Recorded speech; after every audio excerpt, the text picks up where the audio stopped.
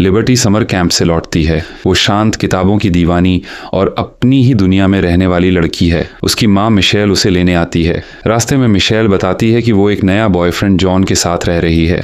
घर पहुंचते ही लिबर्टी को झील किनारे का वो खूबसूरत घर फॉर सेल बोर्ड लगा हुआ दिखता है। मिशेल कहती है कि कॉलेज के खर्चे के लिए घर का कुछ हिस्सा बेच रही है। तभी जॉन पानी से बाहर निकलता है, लंबा, हैंडसम और बेहद प्यारा व्यवहार करने वाला। वो लिबर्टी को ब्रेसलेट गिफ्ट करता है और कहता है कि वो उनके रिश्ते में कभी दखल नहीं देगा। पहले कुछ दिन सब ठीक लगता है।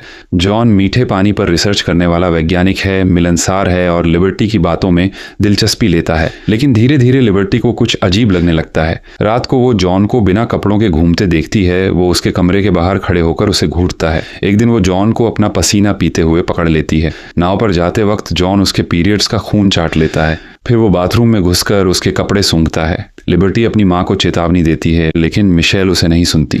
उल्टा कहती है कि वो रिश्ता बर्बाद कर रही है। आखिरकार मिशेल प्रेग्नेंट हो जाती है और जॉन से शादी करने का फैसला कर लेती है।